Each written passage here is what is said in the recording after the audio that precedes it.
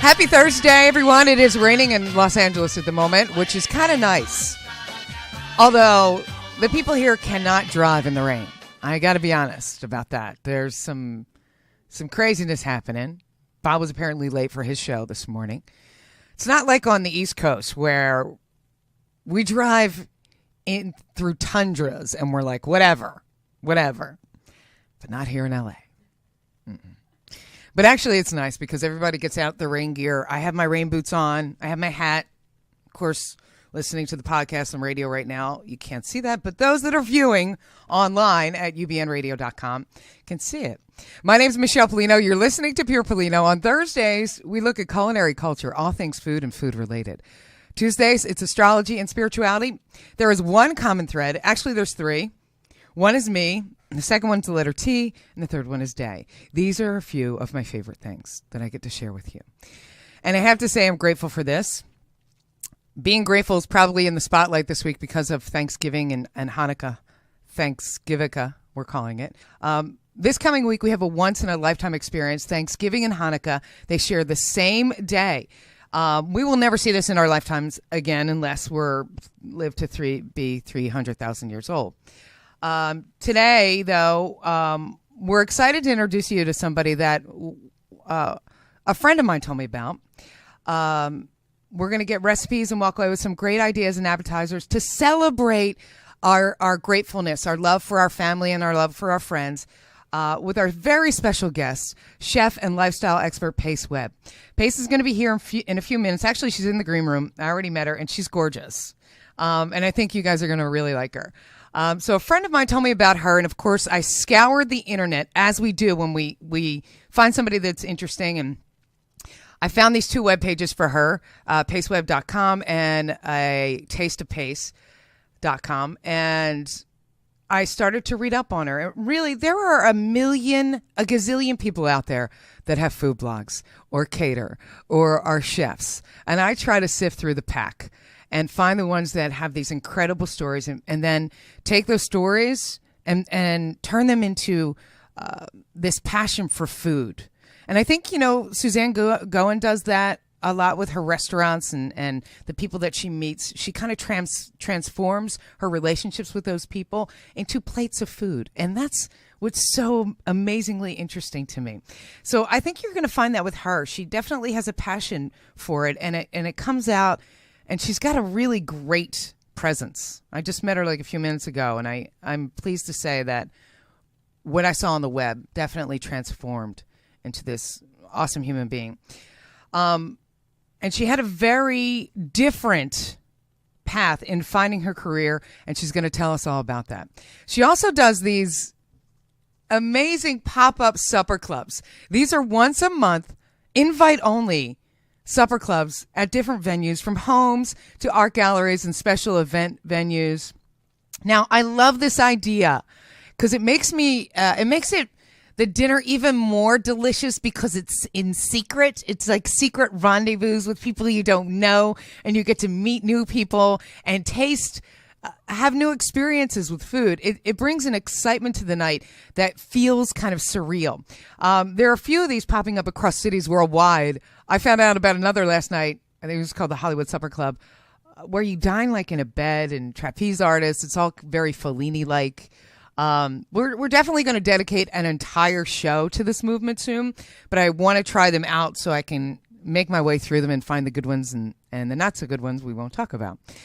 So a few things happening this weekend in LA and in Philadelphia that I wanted to share with you because we have a large audience in both cities. By the way, we doubled our numbers, and I am insanely grateful to those listeners.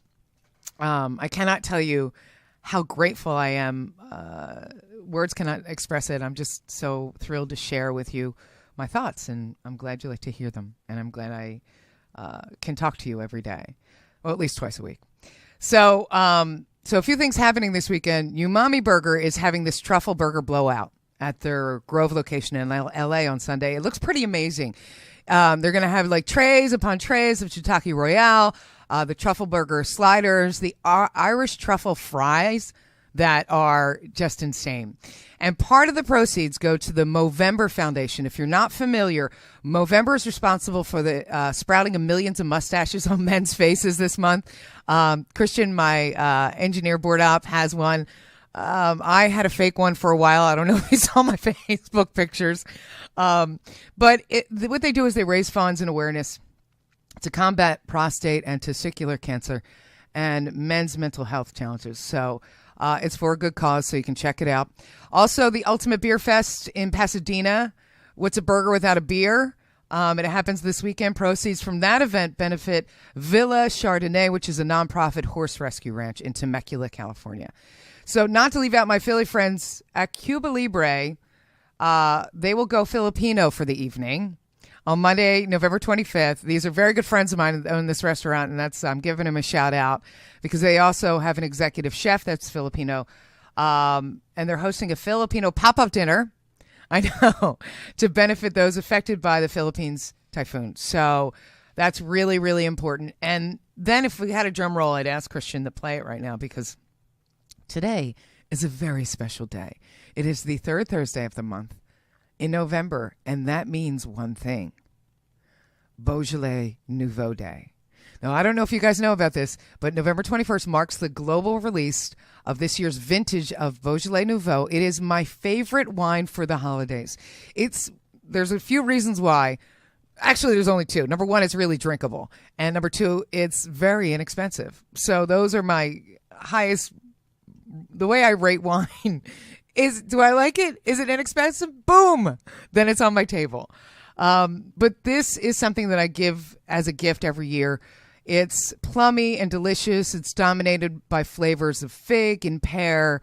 It's made from hand-picked Gamay grapes grown in the Beaujolais region of France. They have celebrations all across France today, or actually tonight, because that's what time it is there. The wine is released just weeks after the wine's grapes have been harvested. Why I like it, again, it's so drinkable and so affordable. From start to finish, it is the perfect complement to turkey as well as pizza. It's amazing. The best-known winemaker is George Dubouf. He's credited as one of the marketing geniuses behind the wine movement, this particular wine movement.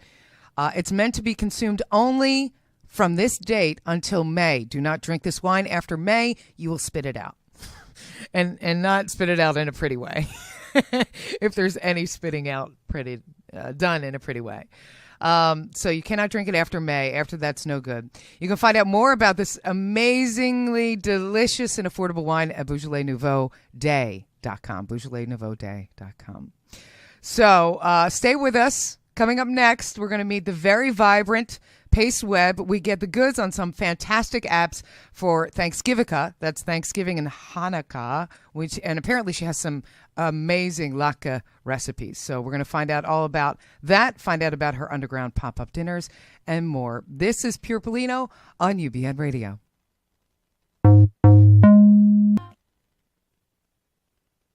I thought we were going to listen to the whole song. What? You said you were ready. Oh, you're right. I did. I'm sorry, Christian. We were jamming. That's The Blow. That's the name of the band. And what's the name of the song again? What was it? It's not Out of Your League. It's not. True Affection. Mm-hmm. That's it. True Affection, The Blow. So welcome back. This is Pure Pollino. My name is Michelle Pollino. And executive chef and lifestyle expert Pace Webb is one of the most sought-after chefs in the Los Angeles food scene, especially in downtown LA. Her catering company, Taste of Pace, is renowned for their monthly underground invite-only supper clubs, and she is being tapped to cater for high-end celebrity and charity events. Clients like the Breast Cancer Fund, Charlie Sheen, Shepard Fairey. If you don't know him, he's the guy that created the Obey art that you see all over the place, and others. So, Pace Webb, welcome to the show. Well, thank you. It's great to be here. I'm so happy you're here. You're first of all, you're so pretty. No, really. Thanks. You really are. And in your bio, it says you have these Christina Hendrick curves. You do not have Christina Hendrick curves. You're smaller than Christina. I ate double shortcakes and pasta last season, but it wasn't going to the right places, so I had to abort that mission. I got it. Yeah. So I'm so excited that you're here. One of our actual our host here, Robert Hensley from Face Value, told me about you. So He's a sweetheart. he is, right? Have you listened to his show? It's been a while. Okay, yeah, but you have to. He's really great. Okay. So how do you know him? Just through the community, through the grapevine. Mm-hmm. So you live in downtown LA. Mm-hmm. Live, work, breathe, play, everything. And apparently Ron... in a 2-block radius. Ron English was one of your clients, apparently. Well, I became so enamored. He was painting this mural behind this new amazing grocery store that opened up called Urban Radish right in the Arts District. And it's this Bigfoot. So he's really obsessed with urban legends. It's 3 stories tall. It's vibrant blue, and the trees are shaped like women. And it's a Bigfoot in a hoodie.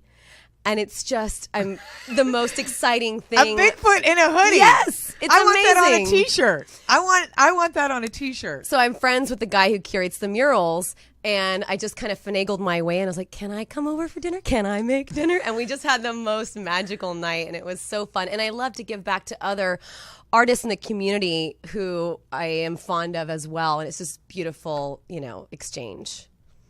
You're pretty awesome. You got great energy. You have that Aquarian great energy. No, I totally love That's Aquarians. Tuesdays. That's right. It is Tuesdays. But sometimes it just kind of, sure. It blends. So how, one of the things that I really loved when I started to read about you was your story of how you became a chef. And I think it's an incredible story. And I would love for it for you to share it with us of how you became a chef. Yeah, it just kind of one of those things that unfolded. I became very sick with colon cancer when I was 17.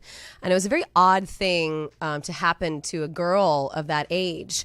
So it was kind of a blessing and a curse in disguise, because from that moment on, it changed my life for the better. But it comes with a great deal of responsibility to be happy and carpe diem. And, sometimes you just don't want a carpe diem. But guess what? Tough shit.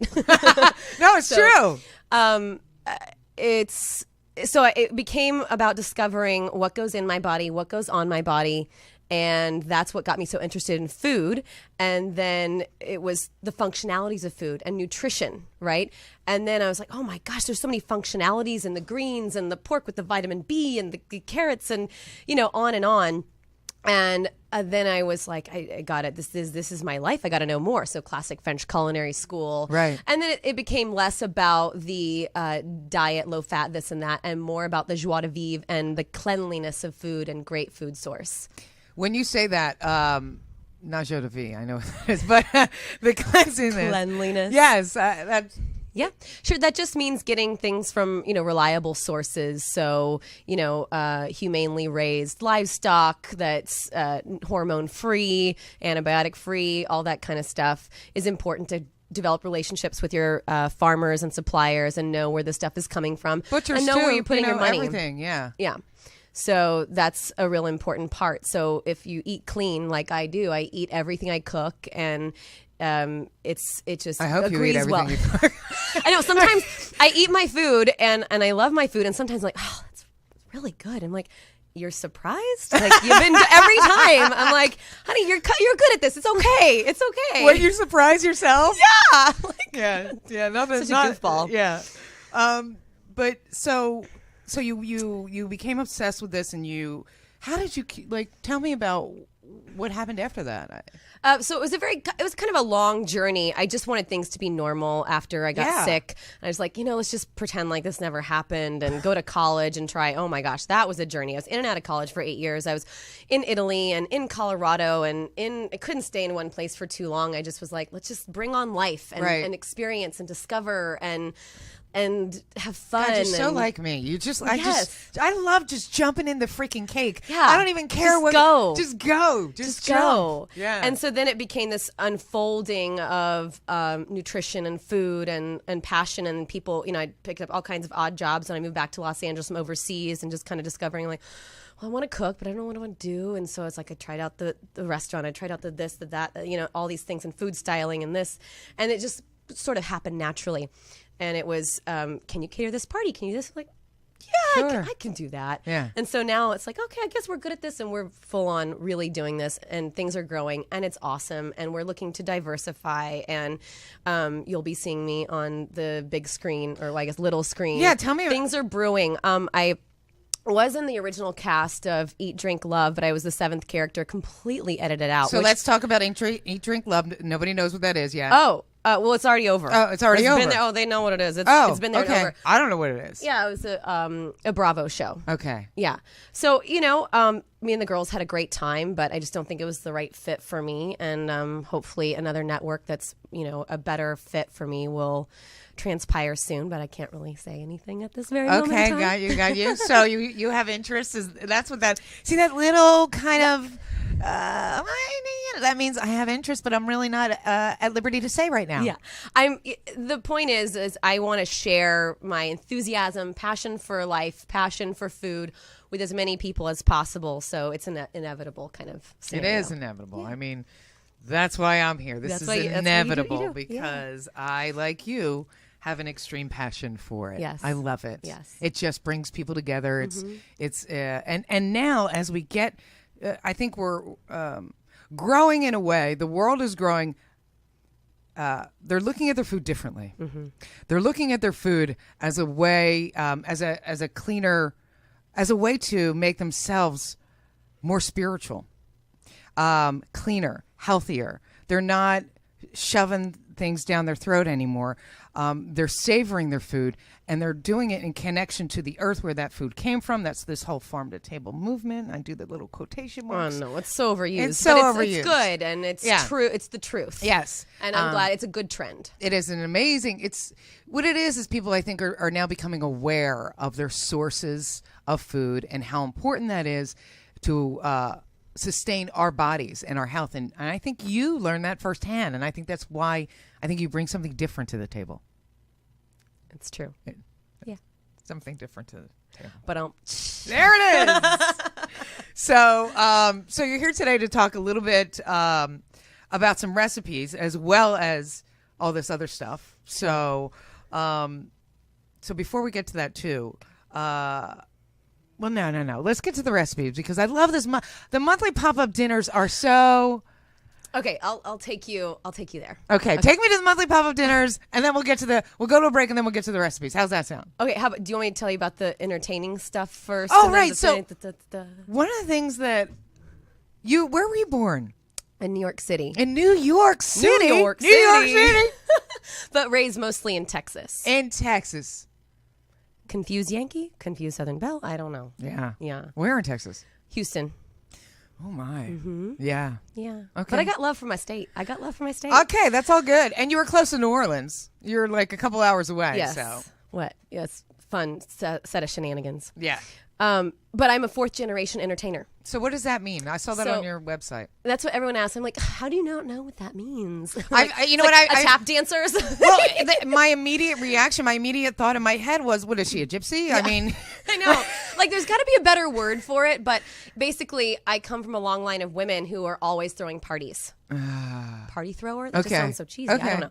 Anyway, let me know if you come up with something different than entertainer. But that just means growing up with stories hostess. of great, hostess. Yeah. At, the restaurant. No, right. No. We'll find something. Yeah. So always growing up with these stories of these lavish parties and, with the different colored glassware and the 40s and, going to great lengths to make the dishes and make the ambiance happen and the real spirit of entertaining. And then it could be lavish and expensive, but it also could be very inexpensive and heartfelt and bohemian. So it ran this gamut of ideas, but the essence is always the same. Is my motto now is to love people and cook them tasty food.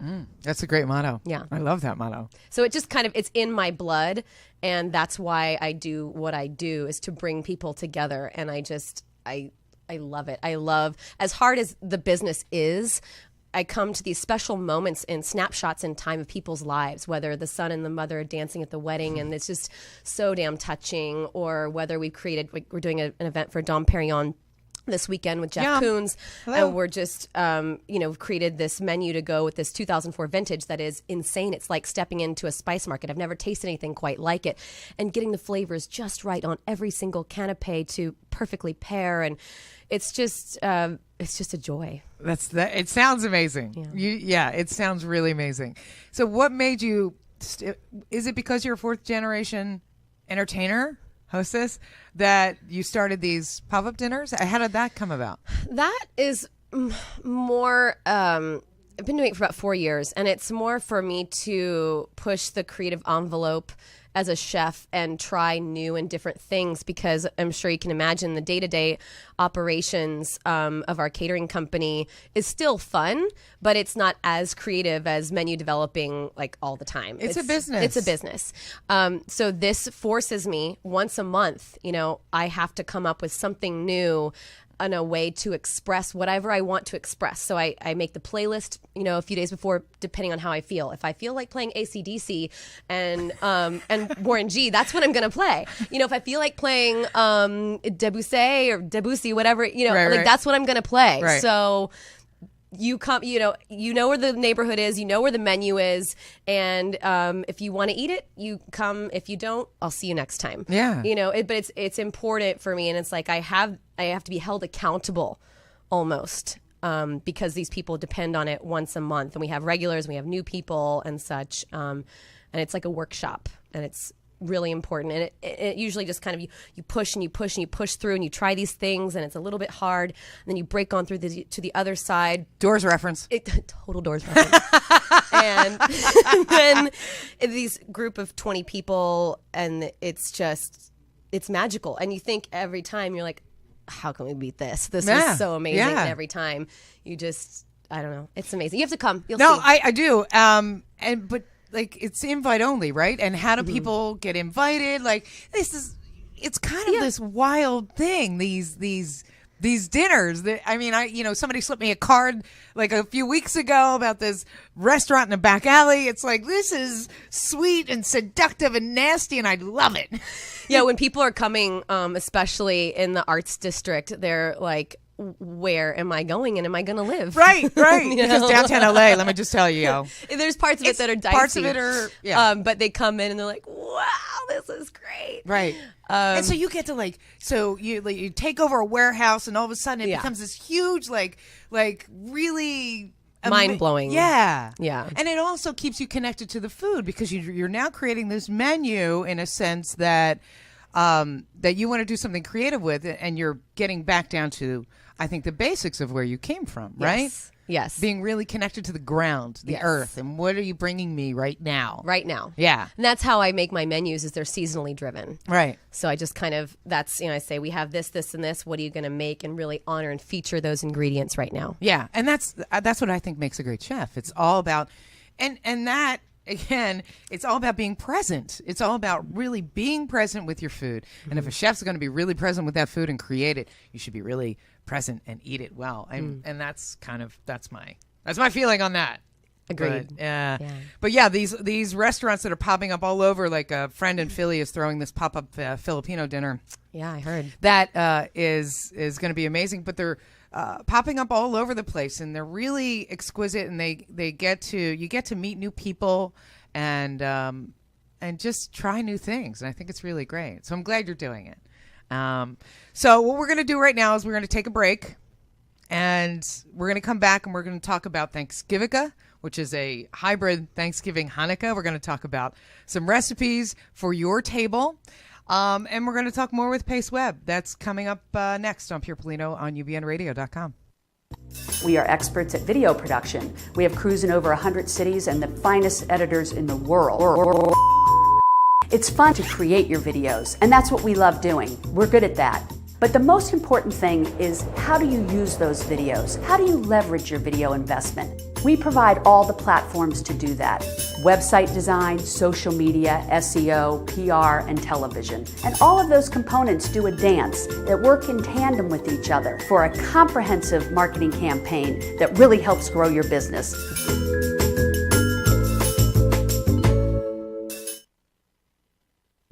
Hey guys, this is Bob Merrick, the host of The Bob Show, the official morning show here on UBN Radio. We like to accentuate the positive in pop culture, human interest stories, and I don't know what else. Check us out from 9 to 11 a.m. on ubnradio.com.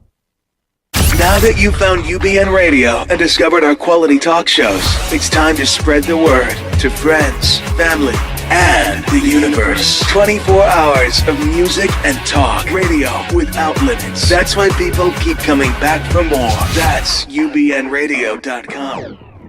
Welcome back. This is Michelle Pollino. You're listening to Pure Pollino. Today, we have executive chef and lifestyle expert Pace Webb with us. Welcome back. Good to be back. So we're getting questions in the chat room, and one of the questions is, where can we find out about your pop-ups, and can anyone go, or is it invite only? And if it's invite only, how do we get invited? That was all from one person. Too kind. You can go to our website, tasteofpace.com, and submit an inquiry through there. Okay. Yeah. That's it? That's it. That's very simple. Yeah. Taste of Pace. And we'll give you all that information, obviously, at the end of the show. And again, on our website and on our Facebook page. So we can all get connected, because that's what life's about. Mm-hmm. So we're talking recipes today, and Thanksgiving and Hanukkah. Same day for the first time ever in our lives. And for the last time ever in our lives, I think, unless some of us live past 300,000. Yeah, that's not going to work. Magic 8 Ball says not likely. So, what do you have for us today? Okay, first things first, let's just get over the fact that the turkey needs to be all in one piece. In order to not dry out the breast, you need to cut the turkey down into an 8-piece cut and roast it separately, kind of like you would a chicken. You can still arrange it beautifully on the platter, plus there's not that table-side carving that's a nightmare. Yeah. Oh, wow. Cut it apart, because the breast is going to cook a lot faster than the leg meat. Right. So, and let's not have dry breast. No. Dry breast is very bad. You want to have very moist breast. Okay? I like moist breasts. This has been a problem in my life. So,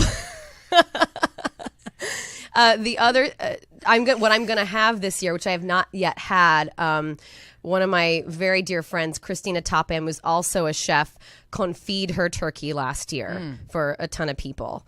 And that's what she's going to do for us this year. So she's got a recipe up. So you're cutting it up, right, into an 8-piece cut and cooking it in turkey fat and olive oil. Love that. For a long period of time. So it's just juicy and succulent and doesn't dry out. And then you can kind of drain the oil off, right, and then put it in the broiler and get it just crispy skin on the outside. Man. Really? Yeah, really. I have an open spot. You can taste for yourself. I just did that. We just bought a chicken. We just did that with a chicken. Mm-hmm. And we were just saying, we're like, oh my God, this turned out 10 times better. Mm-hmm. It turned out 10 times better. Yeah. And you can kind of put it together at the table if you want a picture, but what the hell? Just go with it. Yeah. Go not with worth it. Right. Mm-hmm. So that's a great idea. And people in the chat room are going crazy for it right now. Great. So thank you. And then apps. Okay, so I have. I'll start with the latkes. Right? Yes, latkes for my Jewish friends. Who doesn't love latkes? I love my the gosh. latkes. So we mix Crohn's with our latkes. Don't be afraid; it's not the disease. It's spelled differently. It's these little tiny white root vegetables that, for a lack of a better word, they look like grub worms. I'm sorry. I know that's not appetizing. And they're only in season during the winter months. We get ours from Weiser Farm. I might have a problem with that. I know. It's not a sexy name at all. Potato crone latkes. Not sexy. Not sexy. But it is what it is. And it adds this earthy flavor to the potatoes. And so, we mix in. How do you spell that? Crosnes. Crosnes. Okay. Crohn's. Okay. And so you shred that up with the potatoes, mix it with shallots, salt, egg, and then squeeze it out, deep fry it. And then we garnish it with tiramisulata, which is a Greek roe mayonnaise spread. It's delicious. What is your ethnicity? It's really boring. What is it? It shouldn't be, though, what is right? It? It's like English and Welsh and Irish, German. Okay, now let's go back to the latkes. Yeah, exactly. I don't look like it, though. I think somebody... No, you're very pretty. You have a Mediterranean look about you. Thank you. I think so. Yeah. So back to the latkes. Oh, yeah. So, and then garnish with julienne apple and chive, and it's amazing and lovely. Brussels sprouts. Okay, these are my favorites, Okay. and everybody is doing them this year. I'm actually doing some for my cousins. I'm going down to San Diego, So let's do something a little different with the Brussels sprouts. I love it. The Give it to me. same farm that I get the crones from, we get these red Brussels sprouts from. They're more like purple colored. And so you chiffonade those, which means you cut them in half lengthwise and then slice them very, very thinly, like little chiffonade, I think means ribbon in French. And then you mix it with olive oil, grated parm, lemon juice, salt, and some chili flakes. And I just serve them as little hors d'oeuvres or a side dish On a spoon. on a wonton spoon. On a spoon. Super sexy. Yeah. And I have a recipe on our blog for Right. that as well. We'll send people to that because I saw that recipe and I was like, ooh, this looks good. And you need something a little bit refreshing. It's raw too. Right. Wait, it's raw. The Brussels sprouts are raw, Huh. but they're kind of mixed together with the lemon and olive oil so that they don't taste like you're eating a terrible raw crucifer because Right. that's just touchy. touchy. Yeah. I get it. I do. I like cabbage. I do. Really good. Yeah. Really good. This sounds good, but you make it as an appetizer. So you put it in. It's served in a little spoon. Did you say there was bacon in that or no? No, you could. I would. Okay. I would recommend. We make our own bacon, and cure it for 7 days and cut it into cubes and saute it. Nice. It's called lardon. That would be amazing. Yeah, that would with be this. amazing. But what's not amazing with bacon?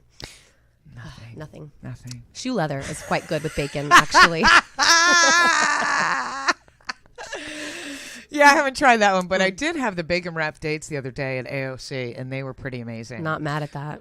No. So, okay, so we got, we have the turkey. Mm-hmm. We have the latkes. Mm-hmm. We have the Brussels sprouts. We got anything else? Oh, so much else. But okay, I'll give you, I think the one dish that the hors d'oeuvre that's really inspiring me, that continues to inspire me in the fall months, is a butternut squash fritter. So you take the butternut squash, scoop the seeds out. Oh my God, that sounds... roast it, and then mix it with egg and flour, a little bit of cayenne and salt. You spice your shit. Yeah, but it's not spicy. It's not spicy. I am probably one of the only chefs you'll ever meet that doesn't love spicy because I don't want it to punch me in the face to where I can't taste anything else. You just have a little bit of heat. It's my time living in Italy. It's just a little bit of heat, to kind of go, ooh, brighten it up a little bit. And so you dollop that into the deep fryer. I do like to fry things. You do? Yeah, I really. Texas. Oh, no. I love that She's sound. not from Texas now. Oh. I love that you know that song. It's a great song. I love it. I was actually going to play it, but we got another song at the end. And then you garnish it with the lemon basil aioli and pomegranate arils, which it's a technical term for the seeds. Oh, I didn't know there was a technical term for the seeds. Arils, but I didn't say it for a whole year and a half after I learned it because I kept saying areolas, and that's again, we're incorrect. back to the breasts. Why do we keep going back to the breast on this show? I think it's an underlying theme for today. So pomegranate. I'm now saying areolas. Pomegranate arils. Just think Errol Flynn. Pomegranate arils. Okay. Mm-hmm. All right. There it is. Pomegranate arils are the little seeds inside the pomegranate. Yes. So how do you and what do you do with those? Just raw, and they go right on top to garnish. So you've got this little fritter, right? And then the lemon basil aioli goes on top of that, and then the fresh arils on top of the aioli. Okay. It's a little one bite hors d'oeuvre deal. They sound really good. I think I might make them. Okay. Okay. I really like that. So 4 recipes. That because I gotta put this all on my website and blog and Should have most of them, and I know Christina's got the recipe up on hers, so we'll be good. So tell me what it's like cooking for celebrities, and because you do a lot. Yeah. It is. It's really fun, especially. You know what I have to say though, it's I've cooked for Beyonce, and a lot of we didn't have a whole lot of contact, but it felt really good to be able. She's like, I want a Dover sole fillet, and we're in the middle of a forest, and I'm like, I can mix these for you, so monsieur, yes, and just being able to make it happen. That's fun. And getting the accolades is fun. It's really, I guess, I look more forward to cooking for the artists that I really Shepard Fairey. Yeah, like that is so Ron English. I'm just like, That's my jam. That's your jam. That's my jam. That's why you live in the Arts District downtown. Oh yeah, big time. I mean, as long as I'm cooking for people, I want them to, anybody who I cook with, I want to reach them, communicate to them, because you're only as good as your audience. But it makes it even more gratifying when that person is somebody that you regard highly in an artistic form or even, just any form. No, that's great. No, I agree. I mean, anytime we do something with people that we admire, I think it makes us work harder and it makes us want to please them more. You really rise to the occasion, and it's wonderful. And you're like, I want to, go above and beyond the norm. We do a lot of events at the Broad Stage in Santa Monica, and there's really fun thematic themes coming up with the Iliad and Robert Burns' Poetry Night, and we get to go all out for that, whether it's, making haggis fresh to the decor of creating this boisterous Scottish environment. So we really have so much fun with creating with our clients. Somebody just asked, how is Jay-Z? I didn't have the pleasure. That's too bad. I heard he's a lot of fun. Also, we have another person in the chat room asking about dessert ideas. Yes. Okay. My favorite dessert idea for Thanksgiving. And I think Thanksgiving is really good with dessert because there's, you get a lot of, I'd say, squash-based desserts or desserts that are, I'd say, not as heavy as you get into the Christmas holidays. Yeah. Would you say that? Yeah, I would absolutely say that. So I think maybe like a brown butter kabocha squash cake or something like that. Or you could go more traditional. So say you have your pumpkin pie filling and you do whatever you do with that. And then for the crust, instead of a pie crust, you turn into a tart crust. So the pan needs to be fluted and come up exactly vertical and not leaned out like a pie tray. And you add egg into the mixture. And I toast and crush anise seeds and put that into the crust filling. And it gives that little just up in the game on the pumpkin pie a little bit. And then I do bourbon in the whipped cream. And oh my gosh. Or maybe, she had me at bourbon. Yep. That's it for me. There's always plenty of bourbon at our Thanksgiving table. Oh yeah, it's my happy place. Yeah, me too. Me too. Manhattan. Somebody give me a Manhattan now. It's my favorite drink, and an old fashioned. I like it unadulterated on the rocks. Really? What kind do you like? Basil Hayden. It's probably my favorite one. Really? Me too. I love it. It's one of my favorites. That and Woodford Reserve I really like. Oh yes. Those are my top two. Those are my top two. It's either that or champagne. Oh, and the round bottle. Blanton's. I like Blanton's. The little horsey on top. Yeah, the horsey on top. Yeah. It's crazy how you have great taste, Michelle. Thank you very much. I appreciate it. So I'm going to get into a little fun question stuff. Let's get to know Pace Webb now. So, when is your birthday? February 7th. So you're an Aquarius. Yes. What's your favorite month of the year? Oh, gosh, that is a really tricky one. October is always kind of magical for me. Why is October magical? The leaves are turning in my life, and it's just usually this really great time. And I know we're moving into the holidays, and I love the holidays. I love the generosity in the holidays. I love how people are also very generous and want to throw parties. That's, of course, great for business. But it's an exciting, fun time of year. What are your favorite restaurants right now? Obsessed with Rustic Canyon. Tell me about that. Oh, God. Even before Jeremy Fox was there, and it was a different kind of style, more rustic Italian. Now it's a little bit more refined, slightly more produce forward. And it's just, he pushes the boundaries all the time and never in a weird way. So like I had these fresh shelling peas with white chocolate and cornflowers or something like that over the summer. And I was like, what? And it was just unbelievable. So very, very, very inspiring.